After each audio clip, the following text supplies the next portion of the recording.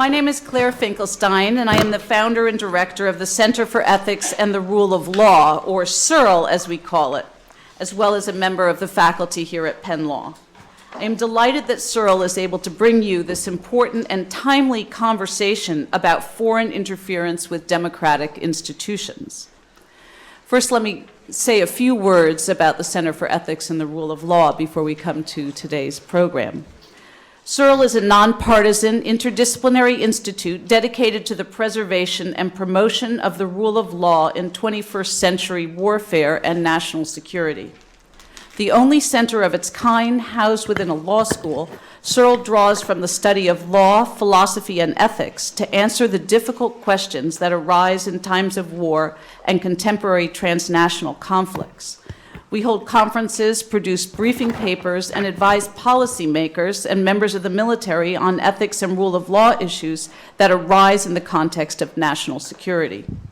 We also facilitate conversations and exchanges among academics, as well as across academics and decision makers at the highest level of policymaking. We are particularly focused on increasing public engagement with our work and with critical topics relating to national security that impact the rule of law. Today's event combines CERL's conference on the topic of foreign interference with the annual Hague Lecture, one of the university's most distinguished lecture series, which will be given this year by General Michael Hayden. We have divided this topic into two panels for this part of the conference. The first panel will address the question of when cyber attacks and cyber interference amount to acts of war and what response is appropriate to such acts. Our second panel will then address the more political and diplomatic aspects of foreign interference, such as recently uncovered attempts by the Russians to influence U.S. political processes through the dissemination of fake news, the compromising of U.S. politicians through the gathering of compromat and other active measures, and various other forms of influence and intervention. We will also be addressing the possible interference with European elections and political processes, such as Brexit and the alleged Russian efforts to weaken European alliances. CERL is famous, among other things, for our somewhat spooky timing. Our first conference addressed the moral and legal controversies surrounding targeted killing, planned at a time when no one was yet talking about targeted killing. We planned these events roughly a year in advance, and so when the conference finally occurred, it was a scant 2 weeks before Osama bin Laden was killed, an event that turned targeted killing into a household expression. Our next conference on cyber war was held in the fall of 2012, several months after David Sanger's path-breaking book, Confront and Conceal, dealing with the Stuxnet virus, was published, and I'm delighted that we have David here today. And our conference on privacy and secrecy in November of 2013, addressing the NSA's metadata and other collections programs, were controversially being addressed in the public eye and in lawsuits all across the country by the time we got up to our conference. So I worried a little bit about planning today's conference. However, the theme of today's conference was not foresight or good luck, but a response to a very real crisis impacting primarily US and European democratic institutions. As the American public has become aware of Russia's attempts to influence the US presidential election through hacking of the DNC emails and release of information to WikiLeaks, dissemination of fake news, a world has opened up before us of manipulation and hitherto invisible workings of foreign governments and what we believe to be a free democratic marketplace of ideas. We have learned that we may not be fully in control of what we believe, or what we think we believe, the information we receive, and the political currents that blow through our internal politics. Worse, the same seems to be true of our European allies, whose politics, public opinion, and elected officials may also be increasingly influenced by foreign powers. The Soviet Union was perhaps the greatest propaganda machine in world history, and the training and methods of Soviet agents have apparently continued today in other forms. Other non-democratic powers, notably the Chinese and the North Koreans, are accustomed to manipulating public opinion and controlling individual access, but we in Western democratic governments were not expecting or anticipating that such measures would impact us. Democracy is a fragile experiment, as it turns out. Most nations in the history of civilization have been top-down, single-person, totalitarian, or controlling regimes. The idea of popular sovereignty is historically relatively new, and it has thrived primarily in wealthy first-world nations where access to education is widespread and per capita income is relatively high. In a world in which popular sovereignty is filtered increasingly through electronic media and where electronics are unsecured, decentralized, or subject to little control, it seems well nigh impossible to guard against electronic and other forms of infiltration by foreign powers. What then is the solution? Today we will discuss the nature of such threats and explore possible answers. So I will now turn it over to Bill Burke-White, my colleague here at the law school. Bill is also the first inaugural director of the Perry World House, and I'm delighted that he is here to moderate this conversation. Thank you.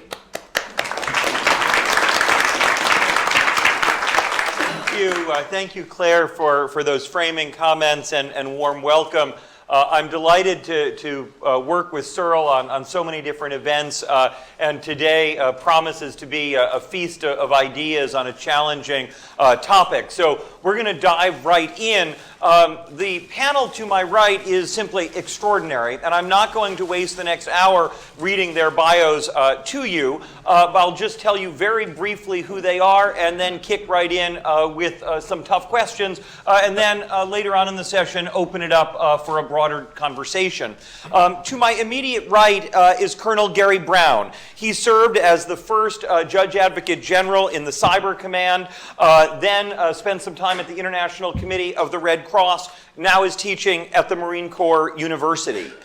To his right is Frederick Kagan. He's a resident scholar and the director of the Critical Threats Project at the American Enterprise Institute. He's taught the history of military art and strategy at the United States Military Academy and is the author of several books, including Lessons from the Long War, How America Can Win on New Battlefields. To his right is Sean Kanuck, and Sean is at the Center for International Security and Cooperation, CSAC, at Stanford University. He's a former National Intelligence Officer for cyber issues, serving from 2011 to 2016, and he was a contributing author of the 2009 White House Cyber Policy Review, among other accomplishments. To his right is DJ Rosenthal. DJ served as the NSC Director for Counterterrorism and Senior Counsel at the Office of the Director of National Intelligence in the Department of Justice. He is now an Associate Managing Director at Kroll. To his right is David Sanger, the Chief Washington Correspondent of the New York Times. He served as the National Security Correspondent for the New York Times and is the author of the best-selling book, Confront and Conceal, Obama's Secret Wars and Surprising Use of American Power. He's been part of 2 teams that have won the Pulitzer Prize and is probably the most distinguished journalist in this space. So with that group, we have a lot to talk about.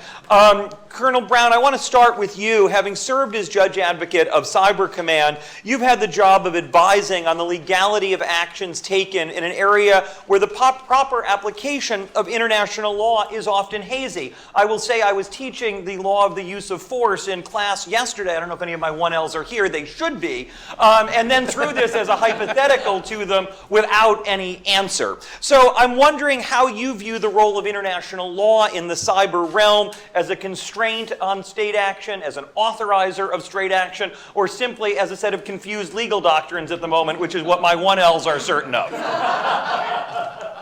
I think the latter might be the most accurate assessment.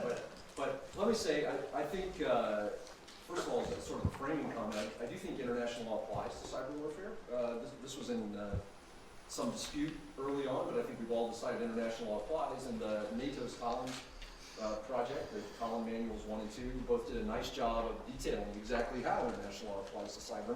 And I think people who actually operate in the space will read those manuals and say that it's very interesting, it's very good academically. I was fortunate enough to be on both teams that wrote both of the manuals, but its actual relevance to cyber operations is perhaps low, because the easy questions have all been answered. Those questions have to do with what happens, what kind of law applies when we destroy property, when it causes significant property damage, when people die, when people are injured. Those are easy questions that we've answered for years with kinetic warfare. But when we start talking about the gray space, the disruption of cyber activities, or maybe taking down power grids temporarily but not damaging them, those become much more difficult questions. So I think the law currently isn't serving as much of a restraint on those activities. I think nations in the West certainly are trying to apply a legal framework, but they're also constrained internally by the fact that they still like to maintain their options with regard to espionage. And it's sometimes quite difficult to distinguish between espionage activities and more traditional type military activities. So the work is really being done, I think the interesting work in the area is being done in the area of norms, because we're not going to have a significant application of law until we actually have a consensus about what the law ought to be, what makes right and what makes wrong, and we're just not there yet, so the law we got isn't doing much to constrain activity. And in terms of the application of the law, one challenge is attribution. The other challenge is the norms. And have we made more progress now on the technical side of attribution, such that the problem now is one of norms? Is that sort of what I'm hearing? I think we've definitely made a lot of progress with technical attribution, but even with technical attribution, you might get to the machine that started a process, but you don't necessarily get to the individual. And even if you get to the individual, sometimes there's now great doubt over who the sponsor was. So an individual who has a loose affiliation with a national security, like an intelligence agency or something of this nature, you don't know whether or not the state is going to be held responsible or whether the individual is going to be individually responsible. That doesn't get you far in international law, because international law is really the law of nations, not the law of individuals. So, but attribution has gone farther. We've gotten better at it, and so that serves as some kind of practical constraint on activities, and I think norms is what we're working with. So obviously, the law here is a question, but there's also a question of countries' policies. And Fred, I want to turn to you on Russia. Russia's not the only country doing this, but it's the one that's in the news at the most at the moment. You've taught Soviet history and military history. You've looked a lot at Russia's strategic planning. Where does cyber activity fit in Russia's strategic outlook? I've read its national security strategy. They don't talk a lot about cyber hacking as part of their national security strategy. But where does this fit in their strategy? And how is it emerging to play what seems to be a bigger role in their approach? Well, it fits squarely within the larger Russian approach to international relations as well as to armed conflict. Russia and the Soviet Union before it have always believed heavily in the importance of penetrating target societies, of understanding them, spying on them, influencing them, shaping their view of the world. In fact, they have a doctrine that they call reflexive control, which is a brilliant doctrine. If you have, it's a brilliant doctrine. There are some ethical quandaries with it, I would submit, but it's a brilliant doctrine that is fundamentally about presenting a view of the world to the adversary and persuading the adversary that that is in fact an accurate view of the world, and ensuring that that view of the world will naturally lead the adversary to choose the action that you desire. It's something that Putin is, I think, very fond of because he is because judo is his sport. And he's very much about using the enemy's strength against him and leading the enemy to take the desired action rather than using his own force to do so. So every aspect of cyber activity fits very nicely into the Russian worldview, into the Soviet worldview, and nests very pleasantly from their perspective into very well-established, highly articulated national security doctrine. So when I look at Russian security and strategic planning, it often seems to be about invoking the most disruption with the least cost and commitment from their side. And does the cyber world plays into that sort of approach where you can have lots of destabilization with relatively limited commitment? Or are we actually seeing that there's been more commitment on the Russian side as they've begun to use this tool more? Well, I mean, in terms of strictly cyber activity, I think the commitment remains relatively low from the Russian state. There have been interesting dynamics over the years as it has emerged that the patriotic hacker community is more patriotic when it's being paid and relatively less patriotic when it has to operate for free. And that has actually imposed some constraints on, I think, the Russian ability to do some of these things. By all accounts, the hacking that we're talking about here was undertaken by Russian security services. I don't know what resources they expended on it, but I think that it would be a reach to say that there was some massive commitment involved. I would, though, take issue with the notion that they seek to cause the maximum disruption. They actually seek, I think, to cause the desired disruption.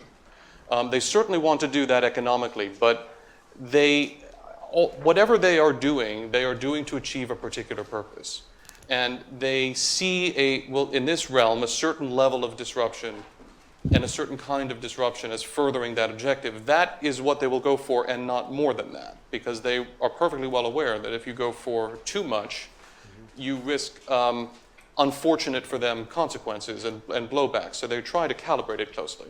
So, Sean, you were in the position at the ODNI watching Russia's policies here develop, and I know you can't tell us what exactly you saw, but I guess maybe I'm wondering if you can tell us a little bit about how this position evolved over the 5 years you were there, from a moment where this was not really a threat to a moment when it becomes a serious threat to the United States.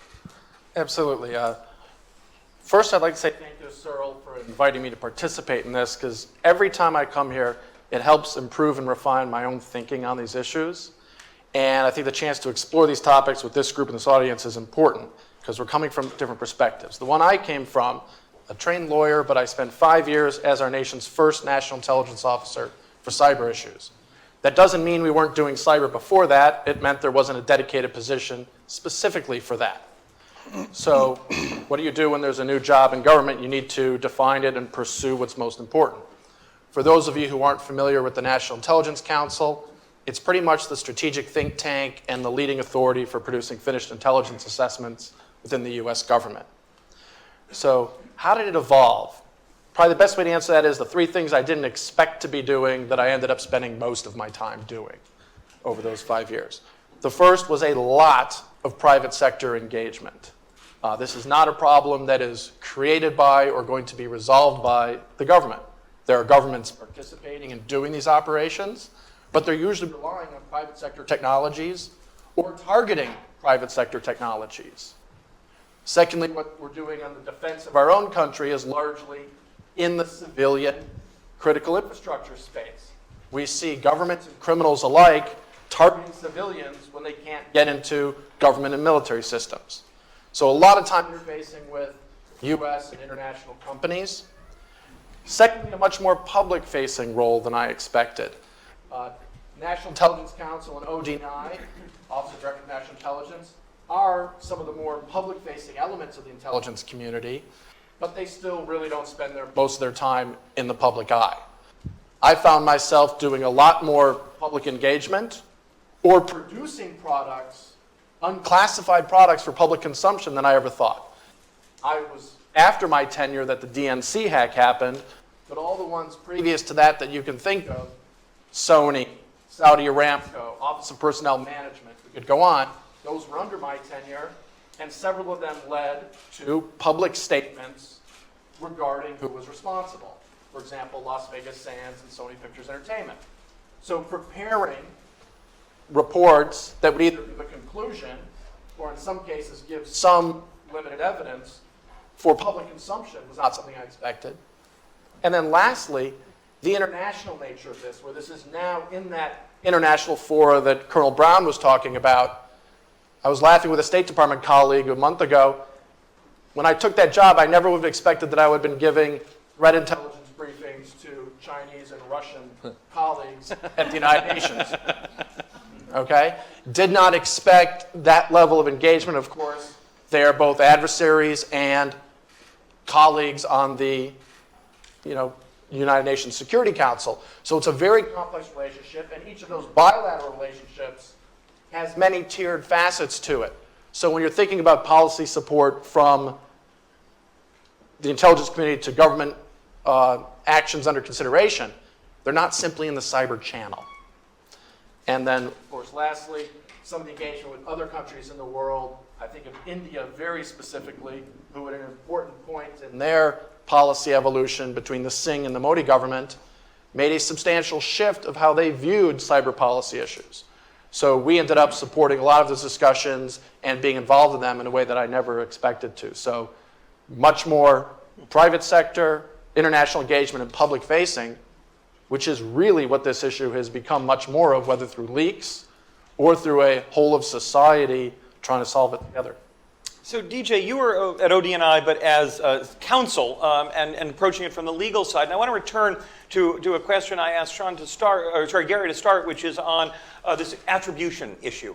How did you think about attribution? How much evidence does one need? And then how do we think about the public versus private nature of that? Maybe we actually can attribute it, but we don't want to show how we did it. Yet we're now in a world that we just heard from Sean is much more public facing. So you got to sort of make the case. And how do you think about balancing those factors? Thanks a lot. Thanks for having me here. I appreciate it. In some ways, from a technical level, attribution is in some ways more difficult. In some ways, it's easier. It's more difficult because when the actor is a sophisticated nation state, they have techniques, and one of their modus operandi is to try to obfuscate their role, to take on the techniques of other cyber actors, so that the first place that people think the first point of attribution is to some other actor other than them. But in other ways, I think it can be a lot easier.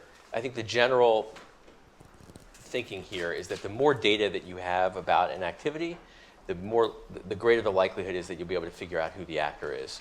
In the traditional physical space, when you have a terrorist attack, for example, there's signals intelligence that you can use to try to identify who the actor was, human intelligence. There's all sorts of sources of intelligence that you can collect. With cyber acts, you can use SIGINT, you can use human, but you can also use the technical breadcrumbs that actors leave. And so there's this trail of information that ultimately can help figure out who the actor was. That's with regard to an entity like the US government that has tremendous resources to be able to figure out who the ultimate actor is. One point that you had touched on and that Sean touched on as well is the important role here in collaboration between the federal government and the private sector. In our system currently, a great majority of the investigative work that takes place to determine who the actor was in a cyber attack in the United States, the victim is a US company or a US business. In the case of the Russian hacks, it was the Democratic Committee. And so they hire, typically, a private forensics firm to try to do this work. It's very difficult for a private forensics firm to figure out who ultimate attribution belongs to if the actor is a sophisticated nation state. And to your point about what the purpose of the attribution is, it might be the case that the US government comes to a conclusion about who it thinks the actor is. But that's very different than the government then concluding that it has enough information that it's comfortable sharing with the international community to build consensus against the actor to take some action. A lot of that information is going to be very technical, and it's going to be highly classified, revealing how we figured out that China was involved in some act, or that Russia was involved, or North Korea was involved in some cyber incident, is by necessity going to require us to reveal information about our methods of figuring that out. And those methods will help those adversaries hide their role the next time around. So almost by definition, information about attribution and how the US government figured out who the actor was is going to be classified. So that creates a big dilemma for the US government. You want to build international consensus, you want to name and shame the actor, but you want to do it in ways that preserve your ability to track them and to monitor their activities going forward. So, David, you covered the Obama administration's response to cyber attacks over the years. And it was in some ways an odd and developing response, but treated it relatively quietly, at least at first. I'm wondering, is it your sense that the Obama administration should have been more vocal, say on the Sony Pictures hack or earlier on the DNC hacks? What more could the Obama administration have done to sort of frame a response that moved this policy ball we're all struggling with here forward in a helpful way? Well, it's a very good question, and thank you all, and thank you to Claire for having me, and it's great to be with so many old friends here on the panel. Our job journalistically is to try to push the U.S. government, push foreign governments, to explain much more about both the evidence and then the rationale. And to explain that, of course, to our readers. And that's not limited to the cyber realm. I think it's pretty fair to say that President Obama's decision to take a lot of the activity surrounding the use of drones out of the classified world and push more of it to the Pentagon was in part because of some really hard-fought journalism that tried to demonstrate that this weapon of great precision wasn't always as precise as one would think, and to get more rationale out there. And I think he did a very good job in the end of putting some legal framework around that. We were less successful in our continuing effort to get the same done around cyber. The revelation of Stuxnet, the Operation Olympic Games against Iran, was a first effort to try to do that and to describe the debate inside the Obama administration on this. And more recently, just in the past month and a half with the Trump administration, but though the investigative work began during the Obama administration, the same could be said about the operations against North Korea and their missile program, and I'll come back to that in just a moment. But specifically to your question, I have found a lot of people who have left the Obama administration and now regret deeply that they did not make more public about the previous Russian hacks on the White House, the State Department, the Joint Chiefs of Staff, and in some cases the NSA itself. And they regret it because they wonder whether they would have created some deterrent effect by calling them out at that time. And in each one of those cases, there had been an internal debate, a vigorous internal debate, some of which we covered in real time about doing it. But I remember sitting in the State Department with the people who were doing this, and they would describe everything about the attack except the word Russia, or the GRU, or the FSB. And so we quote everything they did, and then we would go out and insert in the story from other sources where that was coming from. The reason that became important is that once the DNC hack happened, they might have had a predicate to say, we have seen this kind of interference before. This is of a different nature because the information was not just stolen, it was later weaponized. But they froze themselves in place. Now, partly they froze themselves in place because while attribution is, I agree with what Gary and others said, has gotten a lot better, the bureaucracy of doing these investigations has not necessarily. So how did this start? It started, the Russian investigation, with a tip from a foreign intelligence service that information from the DNC has been seen in Russian networks. That got well laundered enough that it could go to the FBI. An overwhelmed FBI special agent who had 200 cases or more on his docket calls a completely incompetent young DNC IT person who had no background in security. That person doesn't believe he's actually hearing from the FBI. They missed signals back and forth from September of 2015 until June of 2016. there were babies who were conceived and born in the time between the time that the FBI first contacted the DNC and the time somebody briefed the president that they had a real problem here, okay? So it was a remarkable story of bureaucratic incompetence, the DNC's part, the FBI's part, although it wouldn't surprise you to know that they have a different interpretation of the events that I've just described. Okay, so that's phase one. Phase two comes when the president says, okay, what do I do with this information? If I step in and actually get involved, it will look like I'm putting my finger on the scales of an election that they believed Hillary Clinton was going to win anyway.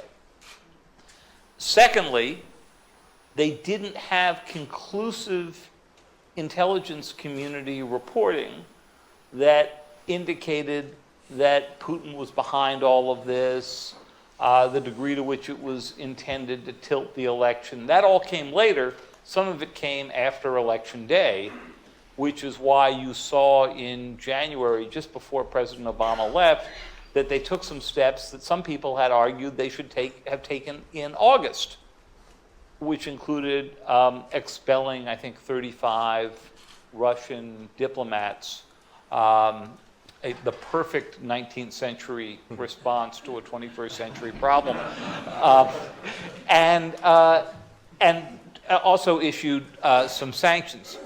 So there is a roiling debate about whether or not, had they revealed more, even at the risk of doing what DJ just described, which is blowing some of their sources and methods, as if it's a deep secret to the Russians that were up inside some of their networks, that might have had some effect. A last point on this. On the question of the justifications under international law, we try to cover this in terms of what happens to the United States, and we try to put an equal amount of effort into what the United States does to others. The government of the United States is very enthusiastic about the first level of coverage, and they're less enthusiastic about the second.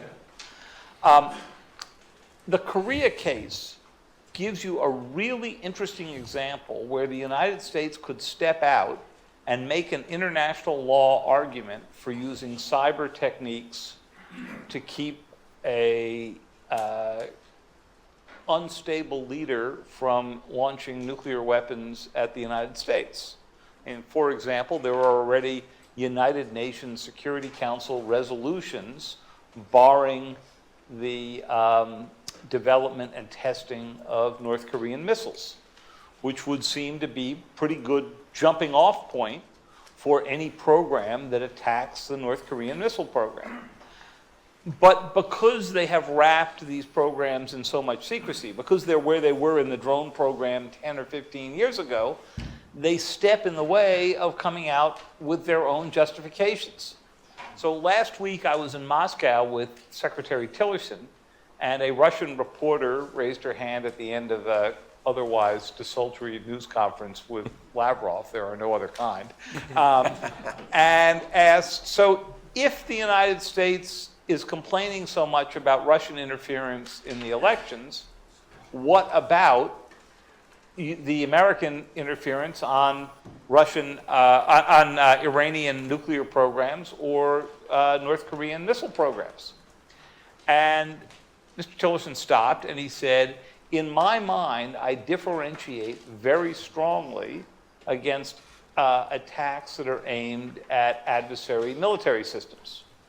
Perhaps he hadn't gotten the memo yet that you're supposed to say, I can't acknowledge any activity one way or the other. He'll learn, but we're enjoying that period of time until he does. So I thought that was a really interesting point. And had he fleshed it out, I think he actually could have made some interesting declaratory U.S. international. He could have said, I can't say whether we're doing anything against the North Koreans or not, but if we were, boy, would this be justified under a series of UN resolutions. They haven't gotten themselves to that point yet. So You've been took us back to the law for a moment, and I want to, since we're in a law school, I know not everybody here is a lawyer, but I want to think a little bit about what the right legal framing to think about this problem is. There's a whole bunch of different areas of international law that say something, or could say something on this. They range from traditional law of war, jus ad bellum, when is it justifiable to go to war, jus in bello, how do we fight a war. It can also raise human rights law, when information that's supposed to be private is compromised. It can also amount to breaches of territorial sovereignty, depending on how we think about bits moving through a data pipeline. So I guess I'm wondering, particularly to those who've served in a legal way in this, I'm looking at Gary and DJ and Sean, but what's the right legal framework to even begin to apply here? Gary, can I come to you and then maybe pop down the panel? Sure. Yeah, I think international law does have interesting things to say about the issues, but the problem is there are just so many undefined aspects of cyber warfare. So you brought up a couple of interesting ones. One of them being, we used to sort of talk tongue-in-cheek about needing cyber overflight rights to move data through another country. But of course, we haven't looked at packets of information the same way we do at physical objects like airplanes or people walking across the territory. It's just, I think it's just different, and we've accepted that it's different. So we are stuck with an old body of law trying to govern this new area, and I frankly, although hopefully there are no international law old school experts in the audience, because they'll shoot me when I say this, but I'm not sure that LOAC and that body of law is really up to the task. I think it's good as far as it's relevant, but there are just so many of those things in the gray area that we need a different set of rules to apply. And again, the problem is that states haven't really decided what they want the rules to be. And because international law is made by states, scholars can speak about international law all they like, but states make international law, not scholars and not individuals. I know, as hurtful as that is. But states haven't yet decided what they want the rules to be, and so this makes it a real problem. Sean and DJ, how did you guys think about what legal framework to apply to these problems? All right, so I am an admitted lawyer, but I've never served as a general counsel or in that position in the government. At the end of the day, I'm a strategist and a pragmatist. So my legal writings have talked about the effects doctrine, the same place where the Tallinn Manual goes. But the challenge you have here is physical effects are linked and they're analogically accurate for a 20th century industrial revolution conflict space, where you're worried about physical land, crucial waterways, and physical resources, ball bearing plants in the Saar Valley, etc. What you're dealing with here in 21st century economics and society is information, and intangible. But the value to society is in this information and the ability to exploit it. And that is actually where the conflict is going. That's why you're hearing much more about integrity of information nowadays than just confidentiality or availability. So law is essentially reactive, whether it's domestic law or international law. Currently today, you have at least 3 different views of the applicability of international law among the 5 permanent members of the UN Security Council. So there's an impasse you're not going to get beyond in the foreseeable future. So I revert to a strategic mindset, and here the development of space law is a good analogy. Back when only 2 countries could put up reconnaissance satellites, and they both wanted to not only fly over each other's country, but have the other one fly over its country to be able to do signaling and monitoring for a unpleasant but stable equilibrium during the Cold War, that's how you started getting the delineation between territorial airspace and outer space. That's how you got the norm of non-militarized satellites, which interestingly, you're starting to see some possible changes in those normative principles today. But so I think the law is reactive, and I think it follows strategic necessity. And I think we need to focus, even though I've written on it, on the physical effects in the past, I think the future lies in a new discussion of this, because the value the conflict is being fought over and within is not tangible anymore. we're in a post-industrial era. I want to ask Fred a question about Russia, and I know you're not a lawyer yourself, but Sean was saying that the different permanent members think about law differently here. When you're looking at sort of Russia's strategy here, does law matter to Russia around cyber issues? Are they trying? I remember reading Putin's statement when Russia took Crimea, and justifying that as legal was very important to Mr. Putin. In the cyberspace, where does law fit in the Russian thinking? Well, my excursions into legal writing were confined to describing the process by which Tsar Nicholas I codified Russian law in the 1830s. That was might have been the high point of Russian law in some respects. We have to understand how Putin views the international system and international law to begin with before we can actually have that discussion. From Putin's perspective, and this is highly articulated throughout his statements, the current international system is immoral, unjust, inappropriate, the result of a variety of stupid decisions by his treacherous predecessors and the imposition by force of the United States and so forth. And so that puts him in a position of being able, in his own argumentation, to pick and choose those aspects of international law that seem to him to be just under this standard, because he has set himself the task of revising the international order fundamentally, by which he primarily means cutting the United States down to size and establishing Russia as an equal power with the United States and others. So he makes arguments about the legality of these things. To anyone who can read law, you don't need to be a lawyer to read law and look at what he did in Crimea and see that it is illegal. That's a very straightforward undertaking. His need to justify it is important, but the manner on the basis on which he justifies it is one that shouldn't be persuasive to anybody who hasn't accepted his view that the entire international system is unjust and needs to be revised. So I want to turn to what we make of Russia's cyber attacks on the United States. And as an international lawyer, there's a couple of key trigger descriptors or legal terms that come to mind. One is a breach of Article 2.4 of the UN Charter. Article 2.4 says states shall refrain from the threat or use of force against the territorial integrity or political independence of any state or in any way not consistent with the UN Charter. Do we think about this as a breach of the UN Charter? Do we think about it as an armed attack? An armed attack is a technical term that justifies a right of self-defense under Article 51 of the UN Charter. Do we think about it as an act of war in some other sense? Or is this just sort of, espionage taken to another step? And you can imagine circumstances, or we've seen circumstances where there's a real physical manifestation, say what we saw in Iran with Stuxnet, or if there was a left-of-launch attack on Saturday against the North Korean nuclear program. Here we just have some data that gets stolen and leaked. And so how do we think about that? DJ, can I throw this one to you as the lawyer who we haven't heard from in a minute? Yeah, sure. And just to build off something Sean said, and I also was not a general counsel in the government, but I worked for one.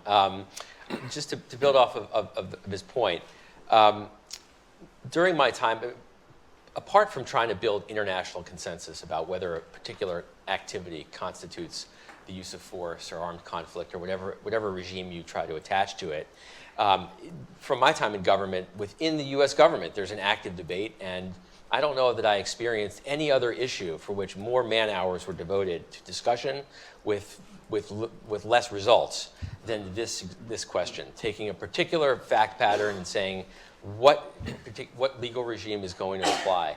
And I think to something that Gary said earlier, I think the right question is not how do we graft on a particular scenario to existing law, but what ought the law be for this space. I think one of the complications is that the activity itself, the conduct, is evolving.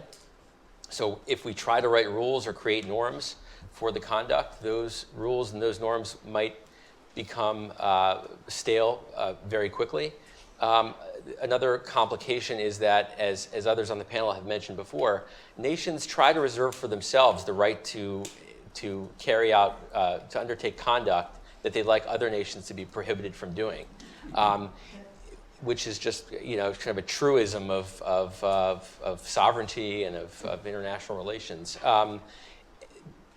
At bottom, for me, I see the hacks in the DNC as an information operation, as closer to a traditional espionage activity than something that would look like the use of force that would warrant a real-world physical response. Part of the reason is because of the particular characteristics of the hack itself. It was the theft of information. The difference here was that it was the public use of that information, which is something that differs from traditional information or espionage activities.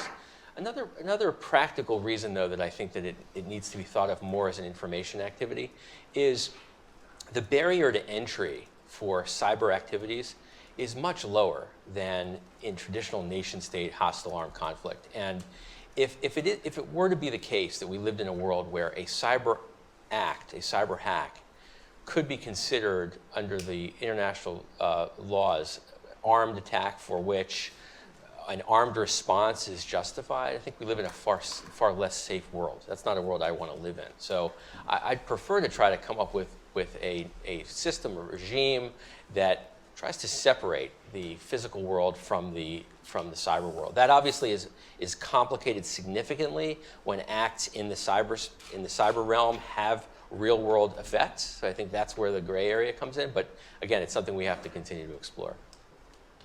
Yeah. One thought along this line, and I'm the non-lawyer on the panel, so I would be the last one. I got into law school. I was just too foolish to go and stayed in journalism. I won't comment on whether that was foolish or not. You can check with my mother on it. She probably has views. Right. I agree with DJ, this was an information operation, but it began as an espionage operation that was just cyber-enabled, right? They were able to get much more out of it. That's why when we ran the perfect weapon story in December, the big New York Times reconstruction of this, we put on the front page that rather eerie photograph taken in the basement of the DNC. I wish I'd brought it with me, or we could have put it up on the screen, but of a big filing cabinet that had gotten jimmied open during the Watergate break-in, and right next to it, a tiny little Dell server, which the Russians had gotten into in this operation, and obviously gotten vastly more information out of the Dell server than G. Gordon Liddy and his friends ever could have gotten out of this old, battered, government-issued, looks like, filing cabinet. So cyber enabled them to get the data, and cyber enabled them to go spread it much faster than an old information operation would be. You know, in the old days, the Soviets would have paid off a couple of reporters in Iowa to put some somewhat favorable news stories into a newspaper that probably no longer exists, right? And today what they could do would spread those around with bots and work the timing brilliantly. For example, the Podesta emails, by pure happenstance, began to get leaked out by WikiLeaks 12 hours after that tape came out that revealed Donald Trump speaking about women in such incredibly respectful terms.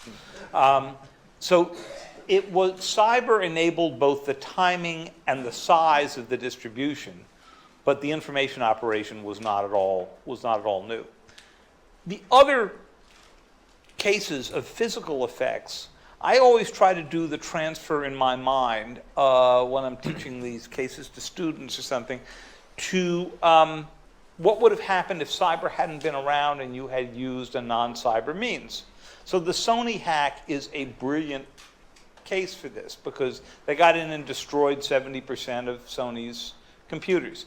Now, supposing cyber had not been available, and so the North Koreans had landed a couple of commandos at Long Beach and called an Uber and spent 12 hours beating their way through the traffic of LA, commenting to each other they didn't realize there were this many cars in the world, okay?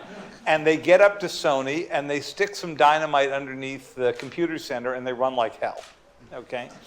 And you turned on CNN and you saw the Sony studios with flames and smoke and all that, and a report 12 hours later that it was a bunch of North Korean commandos. Tell me that any president of the United States would have been able to get away with a couple of mild sanctions, economic sanctions against the North Koreans. No, something would have had to go burn in Pyongyang. And so one of the things we have to think about, apart from the legal restraints here, are also the political constraints. And the fact that you can do cyber so delicately and that it takes a while to get the attribution affects what that kind of response would be. Sean, I saw you wanted to jump in. Yeah, I wanted to pull a little more on a thread that DJ raised on the information operation, and then David very acutely pointed out two aspects in the DNC-related case study. Espionage and taking of the information is not qualitatively different than what's been going on for years in a number of different modus operandi. Publicity and media efforts, rhetorical efforts to influence politics in other nations is also not qualitatively different. We can go back to Thucydides and read about that in Greek city-states. It was the juxtaposition of those two, and then as Mr. Sanger points out, the quantitative change in the amount of data you can take today through espionage and the rapidity and scale with which you can disseminate it for impact. So the question I pose rhetorically is, if the two elements themselves aren't qualitatively new and different, can the quantitative change itself be a qualitative difference that we have to treat this differently than other things in the past?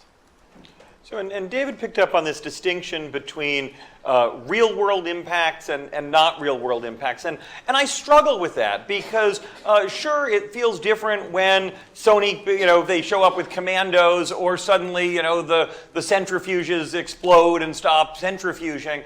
But in terms of impact, it may well be that the hacking of the DNC has a bigger impact on the future course of the United States than whether that centrifuge in Iran spun for another day would have had on Iran. And so I just want to sort of play with this idea: is that the right distinction to draw? It's the easiest one to draw, but it may miss sort of this qualitative, how important to a country's essential interest and its national security was the action. That's what makes it so fascinating that when you went through the DHS list of critical infrastructure, right? On it were the Washington Monument and the Jefferson Memorial and all that. We want to protect those, right? And on it are movie studios, because God knows we wouldn't want to go out without the movies, although that came up in the Sony case. But missing from it was the fundamental infrastructure of our democracy. Now, the Obama administration made 1 million cases to me during the course of the reporting from June through January about why it was not an error to have that on the infrastructure list, including that there were governors and secretaries of state in many individual states who saw that if it was on it, that would indicate a federal takeover of the election system. The Secretary of State of Georgia was extremely outspoken on this issue. And then 2 days before President Obama left office, very quietly, the Secretary of Homeland Security added the election infrastructure to that list and then got out of town. But that tells you something, doesn't it? So you want to jump in? I do. I think I want to speak on behalf of maintaining the distinction between the use of force and non-forceful means of influencing things, and the desirability perhaps of not seeing electrons flowing around as force. The laws of armed conflict were developed over many centuries for particular reasons having to do with the reality that nations could do one another and their people enormous physical harm, that innocents could be harmed in the process, that it was desirable to regulate those forceful activities. That is the reason why we have law of armed conflict, is to regulate the use of physical force. The law of armed conflict gives a wide sweep to nation-state militaries to do a lot of things, many of which would be entirely inappropriate as responses to a lot of malign cyber activity that might go on. And I think the point was made earlier the risk of deciding that any bad thing that someone does to us in the cyber realm, if we decide that it's important enough, is in fact an act of war, is that we can decide virtually anything is an act of war, and furthermore, anyone else can decide that anything that they choose to attribute to us is also an act of war. And it creates an international environment where the use of force as retaliation for non-forceful activity is basically permanently on the table. And I would submit that that's not a desirable place for us to be. And so it's valuable to retain the distinction of war, as Clausewitz defined it, as the use of force to compel the enemy to do our bidding. So I've got Gary and then DJ. So let me offer maybe an analogy that would be helpful, although analogies are dangerous in cyber, I know, but looking at a distinction between kinetic force and then maybe this non-kinetic force, or whatever you want to call it, coercion maybe. But states made a decision a long time ago that we wouldn't consider economic activity to be a use of force in the same way that we consider military force to be use of force. So many thousands of people die from economic activity. For instance, if we have an embargo, the numbers that Saddam reported in Iraq, for instance, were astonishing and obviously were inflated, but I think there probably were civilian casualties that resulted from those kinds of embargoes, and we decided long ago not to treat those the same way. And just as a follow-on, and I think that several of you have talked about this, I think that there's, not only is there value in keeping the distinction, I think maybe there's a norm, you can argue with me on this, but I think maybe there's a norm developing that we will continue to treat them differently, in that at least it's been reported that responses to Stuxnet, to the Sony activity, and even to the DNC all took place in the cyber realm and not really in the physical realm. I want to turn in a minute to that response, but let me let DJ in first. The only thought I had was to add to Fred's point, was to take David's hypothetical, the exercise that you engage with your students, or your journalist students, and say, okay, so the North Koreans bricked a number of computers at Sony Pictures. If we deem that, if the real world pre-cyber way for them to have engaged in that conduct was to land commandos and take Ubers and whatever the scenario, however the scenario played out. So we are there, because of that, we are therefore going to deem this to be the equivalent of an armed invasion. That is a Closer to a terror attack, probably. all right. So that then authorizes under the international rules of force, that presumptively authorizes us to react not by going on our computers and disabling their computers, but to land our commandos in their capital. And again, that is an incredibly provocative and dangerous place for us to be, and it fundamentally changes the on-the-ground conditions that have existed, that have kept nations at equilibrium and at bay. I mean, there's growing tension with North Korea as a great current example. There's growing tensions about what to do, and it's an incredibly difficult problem. I mean, Seoul is within firing range of North Korea, we are in a very precarious position. You fundamentally change the playing field and the rules of the road if you all of a sudden allow. You're absolutely right, but if you look at the Pentagon cyber strategy, and Gary would be much more expert on this than me, but the one that Ash Carter turned out about 2 years ago, and it described the response to cyber events, it said that you could have a kinetic response to a non-kinetic event. So we started asking questions, so like, what do you guys have in mind when you sit around in a big conference room and you bring, Gary and Sean and everybody in to try to think about what these like? And the answer I got, and I'd be interested to see if you guys come up with some other analogies, would be, okay, supposing somebody came in and turned off the power grid and the cell phone grid, not just temporarily as we might do in a narrow targeted operation in Afghanistan or someplace, but basically shut down the East Coast, okay? And they did it using all cyber means, and we're afraid that it was a prelude to some other military activity. We might well want to have a non-cyber response to that, or at least threaten a very kinetic response to that. So while I appreciate your example, you can see why if you're a Pentagon planner, saying now we're only going to do cyber for cyber probably isn't going to work. Yes. Let me go to Sean first, and then we'll come over. Yeah. So now we've been brought up to currently what's being debated in every UN and bilateral and trilateral meeting with Russia, China, and the US. Because not only does the Pentagon strategy say that, but the Russian military strategy says that, and if you read the PLA writings, you're getting the same flavor, that you don't need to respond to cyber just via cyber or vice versa. Brett? So, Oh, I'm sorry, you're done. Go ahead, and I thought you were done as well. Yeah. and then the idea of the escalatory cycle of tit for tat in that sense of going to commandos, that's the exact question I've been asked almost every year since 1998 by the leading Russian experts on this, particularly what if a third party does a false flag operation that makes it look like we did it? How do you respond? How do we respond? And you have a very scary escalatory cycle. That's exactly where the sticky wickets are in all the international policy and legal discussions right now. Fred. I want to make the point that in between these two examples, we've actually jumped over a very important line, because we've jumped over the line from bricking computers to causing physical effects that you would otherwise cause with kinetic weapons and so forth. And I understand that you could destroy the computers with kinetic weapons. You can also just do it with non-kinetic weapons, as it was done. You're talking about now generating physical effects. And furthermore, generating physical effects if you're taking down a power grid in which people will die. Now, you can make the argument that what we've said that that's okay in economic activities. I would submit that there's another way of approaching this, which is to say that's not necessarily an act of war. It could be a casus belli.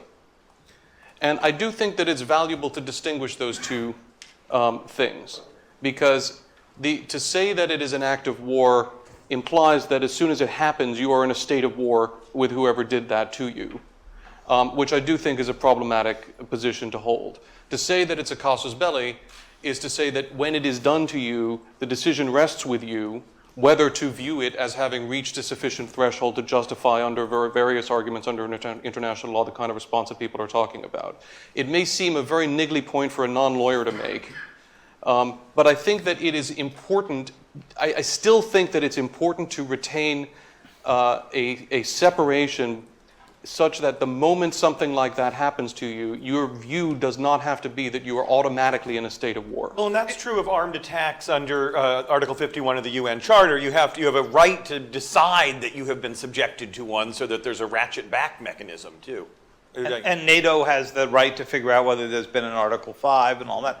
I think that's absolutely right. And my bet is that if 88% of our missile tests were falling into the ocean, and we were suspecting that some foreign power might be responsible for it, it would not be an automatic act of war, but there would probably be a meeting going on someplace about whether that was a casus belli. Sure.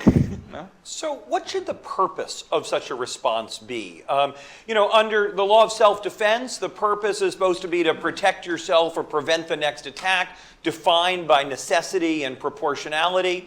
Or is this more of a countermeasure in international law? Is it more of an act of retribution? And how should we be thinking about when we respond to cyber attacks? Not just what form does it take, but what's the purpose, and therefore what's the sort of appropriate scope or reach of that? Anybody want to? Well, I mean, I think it depends on what, I don't think there's a blanket answer to that. I think it depends on what exactly is the circumstance. You can ask the question, while a cyber attack is going on, what's the purpose of a counterattack, if you will? It could be to stop the cyber attack. Retribution we can talk about as I'm not a big fan of retribution as a principle unless you think it's serving some other objective.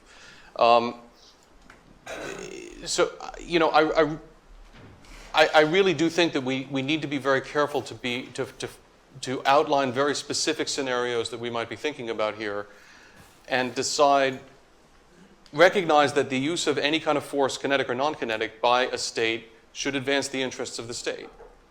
And so the interests of the state can be put at risk by cyber, You can respond to that in various ways, as we've talked about, but presumably the response should advance your interests, and not necessarily simply from the standpoint of the specific cyber attack, but more broadly because that's how states operate. But I really think it's important not to try to establish a blanket response. Sean? I think the twofold objectives would be cessation of the activity. That's, of course, difficult when the country doesn't even acknowledge that they're doing it, let alone that they want to continue doing it. And we know under international law, you're not supposed to be punitively punishing and doing trials of retortion for things that are no longer necessary to cease. And then secondly is deterrence. And here's this tricky part for the public policy decision of do you respond, how much, and do you respond publicly or clandestinely? It's the difference between second and third party deterrence. We're at a law school. Most criminal law is meant to punish the person who committed the murder, but also deter third parties who might consider doing a similar act in the future.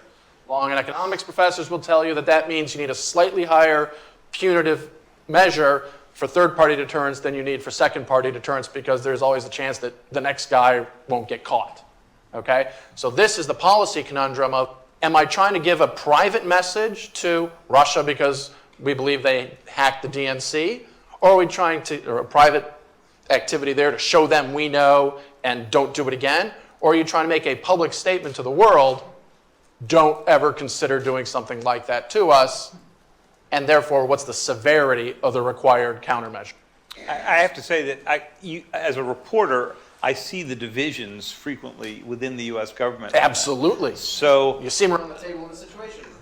I'm sure. So in Stuxnet, there was a big argument of, do we just embrace the revelations and go with it and say to the Iranians, yeah, we did that to you and lots more, or do you keep it secret? When Sony happened, and we ran a fairly lengthy story describing how the U.S. had been up inside the North Korean computer systems, and this helped with the forensics thereafter.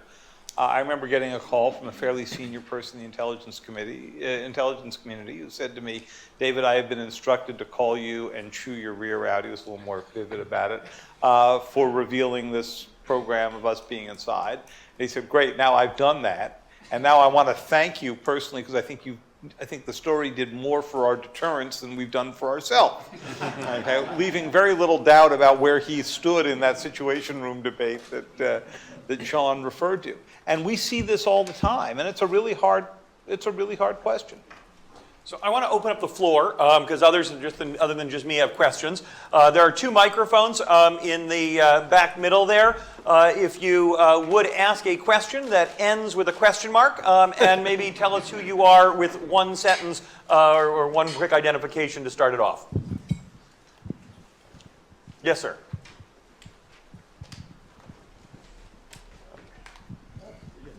I thought you were going to ask a question. Yeah. Are you? Oh. My name is Jim Ranney. I'm a retired law professor, and I was intrigued by the comments of the whole panel. It was a very excellent panel. But in particular, the remarks by DJ Rosenthal saying that there's a need to be clear about what the law ought to be. And it strikes me that what we need is some kind of a cyber treaty. My understanding, although I could be wrong, maybe it's my erroneous sources of information and whatnot. My understanding was that at one point both China and Russia had agreed to some kind of expressed interest in having a cyber treaty, and the U.S. under the administration of the second Bush refused. So I'm wondering what, it seems to me everything that this panel has said this morning, the lack of clarity, if you could, an article I read suggested that there's a need for focusing especially on certain things that are very important, such as the power grid or nuclear missiles, nuclear reactors, and perhaps our election infrastructure. So I don't know, I'm not addressing it to anybody in particular. Maybe I could start with Mr. Rosenthal. He's looking very quizzically at me. Maybe there's no... Sure. DJ. I think it's not a bad idea for there to be international discussions about the creation of a treaty or norms or rules of the road. As I said before, I think it's a very difficult thing to do now, given that the train is moving. And there will be new techniques, new permutations of this new arena that we haven't thought of. And so there is a danger in codifying rules, international rules, that are destined to become obsolete, and destined to become obsolete pretty quickly. It's not a very satisfying answer. It'd be great if we could just come up with rules. But as I said before, nations want rules that they can impose on others, but don't want to be imposed by those rules themselves. And two, there is argument for a treaty. That's exactly why you have treaties. Yeah, but two, before countries can come to the table to talk about a treaty, they have to themselves have some understanding, some consensus position as to what they think the rules should be. And as I said before, that's just not the case within the U.S. government. Sean. If I may, the gentleman who posed the question is indeed correct that Russia has been encouraging a treaty for a number of years, and among others, the United States is not interested in pursuing a treaty at least under the Obama administration. Instead, the State Department preferred to pursue norms of behavior through the UN Group of Governmental Experts, norms development, and confidence-building measures development through the Organization of Security and Cooperation in Europe. And some documents have been produced from those bodies, including with Russian and Chinese contribution and accession in the UNGGE, that group of government experts. But the problem is there's a fundamental disagreement about what the objective is. The United States, our allies, Western Europe, view this as a critical infrastructure issue about protecting the pipes and the infrastructure rather than regulating the information that is flowing through that infrastructure, largely based on our First Amendment views and other democratic free speech views of our like-minded nations. So if you try to ask, what should that treaty be about? If you read the Russian proposals, they talk about broadcast media. They want to outlaw, among other things, CNN and the free flow of information into ChinaNet through the gateways. So you won't get a treaty because fundamentally you have at least 3 different views among permanent members of the UN Security Council on what is up for discussion. David. 2 other things that I think make a treaty problematic. You have a lot of countries that want to sort of confuse the cyber issues and the trade issues so that content is completely limited, and sometimes hardware, to their own country. China has a bit of this right now in their new cyber law. And Russia would want to go do the same. And you could imagine the United States, if you took President Trump's Build It in America concepts to sort of their next step, might take it that way as well. Also, there's a view that there are just way too many players. You know, in the nuclear era, and as Gary said, not many nuclear analogies sort of apply here, but in the nuclear era, you had basically Russia and China, or Soviet Union, China and the United States as the main nuclear players, and some of our allies. In cyber, you've got nation states, you have criminal groups, you have patriotic hackers, and you have teenagers. I don't know about in your household, but in my household, teenagers don't sign treaties. So that's another argument for the norm side of this. And it would take forever. The technology, this would be like negotiating GATT, only worse, right? So the technology would be way out ahead by the time you got done with your rounds of negotiation. That's why I think it's really interesting to look at Brad Smith's proposal from Microsoft, who has put out an idea of basically having an equivalent of the Geneva Convention. Now, there are some problems with this approach as well, but you'll remember that the group that convened the Geneva Convention was not a government, it was the International Red Cross. And they came to their standards fairly quickly. They're missing one thing with cyber, though, and that's what preceded the Geneva Convention. That was World War II. That's right. Yeah, so I think Well, once we're we have, working on it. Well, yeah, once we have Cyber War I, we'll be ready for the Geneva Convention. For cyber. Let me take the next question. Yes, sir. Is that, oh, I thought I was standing there with a question. No. Other, yes, Ben Nathan's in the back. Hi, I'm Ben Nathans from the History Department at Penn. I'd like to ask a question not about law, but about efficacy. And choose your example, North Korea, Russia, or the United States and Israel vis-a-vis Iran. It's easy to be enthralled to the technical brilliance of these cyber operations and to the drama and speed with which the data is made globally available. But how successful have they actually been in accomplishing their own goals? If the goal of the North Korea breach was to suppress the release of the movie The Interview, I think it's fair to say it not only didn't work, it didn't work spectacularly. If the goal of the Russians was to render a more Russia-friendly president of the United States in January of 2017, well, the jury is out on that as well, and it may also fail spectacularly. And similarly, if the goal of the US-Israeli operation with Stuxnet was to prevent the Iranians from developing the capacity to build nuclear weapons, it seems to have slowed it but not stopped it. So I would invite any member of the panel to just choose an example and tell us what you know and what you think about what the own perpetrators' goals were in any given case study and how successful they were. Thank you. And let me just say, if you'd like to ask a question, please come down to one of the microphones or up to them so that I know to call on you. Fred. I'd like to talk about the Stuxnet case because I find it, because I've looked at it and I find it very interesting.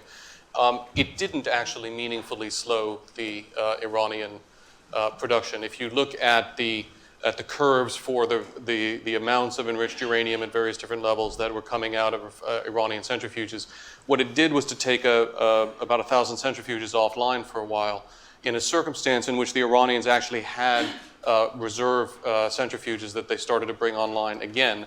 The net effect on the curve of the growth of the Iranian enriched stockpile was negligible.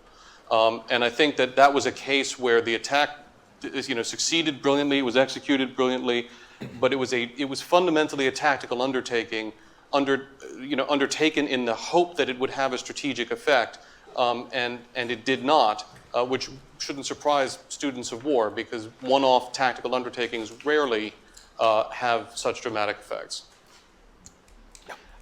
Fred's got that exactly right on the numbers of centrifuges. If you graph out the production, you see a blip in 2009, 2010, and they come back up, and then they moved up to vastly higher numbers of centrifuges. There may have been a psychological advantage to this. First of all, the Iranians fired a lot of engineers, and those were the lucky ones, for failures that they couldn't quite figure out whether or not they were being caused by the Americans or bad parts or bad engineering or there were internal spies and so forth. There's a little of that chaos going on in North Korea right now over the missile program, more than a little. Secondly, it sent a message that our State Department friends will tell you when you reconstruct the negotiations, which I was covering pretty intensely at the time that we were revealing the Stuxnet stuff, had some effect because the combination of economic sanctions and the sabotage sent a message to the Iranians that said, you might as well go negotiate this thing because if you don't, you're not going to be able to export the kind of amount of oil you want to export. And by the way, our friends at Cyber Command aren't going to let you build your centrifuges anyway, so you might as well get something out of it in a negotiation. Now, how much of an impact that actually played in the thinking of the Supreme Leader or Rouhani or the foreign minister, I don't know, and I'm not sure we'll ever know, but I think there was at least some. One other case that may be worth thinking about here is the 3 power companies in the Ukraine which had service interrupted in December of 2015. One could view that as potentially not only a disruption in that country, which clearly had some impact, but as a proof of concept or show of capability by the perpetrators. And I assure you that that case study is not lost on the Baltic states or Caucasian states in the near abroad of Russia. Many folks think that Russia was behind that activity. And another interesting one of a lasting impact at a micro level would be the Syrian Electronic Army's hack of the Associated Press's Twitter account a few years back that put out a false statement about an explosion at the White House. It caused a decline in the Dow Jones for about 5 minutes. That value was later recovered in the Dow Jones, but I can assure you it was a multi-billion-dollar redistributive event because the money did not go back into the same accounts of the same pension funds and other brokerages that it had been in 5 minutes earlier based on the trading algorithms. So you can see it at a financial level of you can cause problems with an impact, and then I think in a military sense or in a coercive sense, I think the Ukrainian example is one that needs to be noted as an important milestone. Let me just say, I think we have time for 1 or 2 more questions if anybody wants to. But DJ, and then I'll see you next. Just to sum up these comments, it seems like we're developing a pattern where sometimes cyber operations can be incredibly effective and sometimes they are ineffective, much like regular kinetic operations themselves. You don't know what the consequences are always going to be. You have an objective. Sometimes you get it right, sometimes you don't. Duncan Hollis. Duncan Hollis from Temple Law School.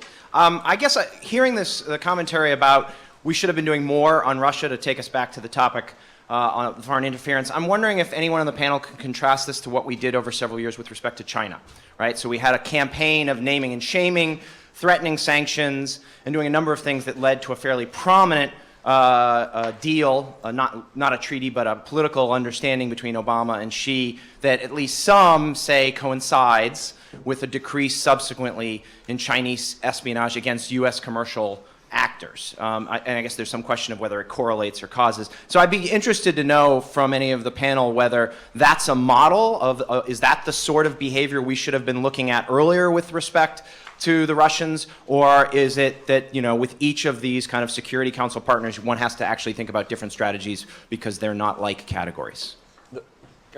The problem with this one, Duncan, I think, was that the Chinese were engaging in a pattern of behavior that at least the United States had stepped, sort of crossed the Rubicon when it came to the rules, and that they were stealing trade secrets and using them to profit companies, as opposed to just engaging in traditional espionage. The Russians, for the most part, were, I think, largely known for engaging in very successfully in traditional espionage, and even at this, it's kind of a funny, I always feel funny when we call the DNC hack an espionage operation because it was sort of a reverse espionage operation, right? Who cared that they hacked into the DNC? If that's all they had done, nobody ever would have mentioned it. The fact was, what we got upset about was that they then released the information, which is kind of the opposite of what you normally do in an espionage operation. So this release of information, I think, was seen as crossing some kind of a line, leading to the necessity to react to Russia in some way. So I guess what I'm saying is we had the opportunity with China over many years to say, you're engaging in a pattern of misbehavior and we'll escalate our response to that. Whereas with Russia, it was pretty much standard espionage option. And suddenly, this against the United States anyway. From Russian perspective, was still espionage. They call it active measures. Active measures, of course. Yeah, Sean. If I may, I think when you're contrasting different cases, you have to pay attention to the sources and methods of intelligence or information that may affect your ability to engage or prove the case. So for example, when the Department of Justice indicted 5 PLA officers, a lot of that data used in the indictments was actually previously released in a Mandiant report from a private company called Mandiant. I would offer that much of the information about White House or State Department networks or other governmental networks which may have been involved in previous Russian espionage, the government may have known about that through other means that they weren't prepared to publicly put in an indictment. So we're almost out of time, but I want to end with a quick sort of rapid-fire question to each of you, which is, what is the lesson learned or thing you hope for some of you, whoever's in your job now, and for those of you who weren't in government, that folks sitting in the White House or ODNI are thinking about or have learned from what we've just sort of watched as the Russian hack became public and we've started to think hard about it. I'm going to actually flip this around and start at that end just because the first time we started at this end. I think that the biggest lesson is that we frequently step on our own deterrent effect. Cyber is one of the first weapons, it may be the only weapon, and I'll let others here correct me on this, that came up out of the intelligence world. And as a result, there's way, way too much secrecy surrounding it. Now, over time, that gets ripped away because things become public and accidents like Stuxnet happen and stories appear and all that. But the result is that because we spend so much time thinking about our sources and methods on this, which are incredibly perishable because time and technology moves on, that we don't really think all that hard about what the benefits might be of getting out and describing the deterrent and describing the legal basis and even describing the legal basis for our offensive activity as a way of cordoning off some things that we consider not to be legal. I mean, I reported that President Obama wanted to make sure that Stuxnet did not hit hospitals and power grids and all. I mean, he was asking all the lawyers right questions when they present him in 2009 with this incredibly complex program. I don't understand why one can't separate that out from an individual operation and get the president out giving a series of speeches on that. I'm going to stop you there. Thanks, David. DJ. Very different thought is that our country enjoyed separation from the rest of the world by the Atlantic Ocean and Pacific Ocean for a long time, and we were not the victims of attacks on the homeland for many, many years. Obviously, terrorist attacks is different, but U.S. businesses and U.S. companies are now the front lines of efforts by others to steal our information and to gain tactical advantage over our country. And there is still not, in my view, a good mechanism for collaboration between the private sector and between the government. Companies are doing this largely on their own. They are going to private security firms, which do a great job, but their resources are limited. You need the resources of the U.S. government that sees indicators of compromise occurring across the network and can help these companies better secure their systems. I'm going to stop you there, Sean. Two very succinct thoughts. First, stop being surprised by these kind of events. They have been going on and they will continue going on. Secondly, if there are cases that legally warrant a response, and I think we've talked about a few, for example, David mentioned violations of UN Security Council resolutions, which are binding law in the international community. Maybe there's a time and a place for overt cyber actions. Use .mil packets if you're operating in pursuit of a UN Security Council resolution that's binding on the target state. Brett. Strategy is better than tactics. And it would be very valuable for those in power to be thinking about what it is that they're trying to achieve on a large level, and how any particular undertaking, whether offensive or defensive, advances that overall objective, and try to avoid being responsive, and particularly try to avoid having to make up policy on the fly in the news cycle, which is the fastest way to ensure that you're going to get bad policy.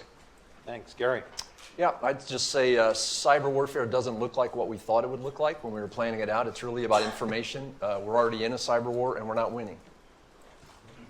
Well, that's a depressing note to end on, but join me in thanking a great panel.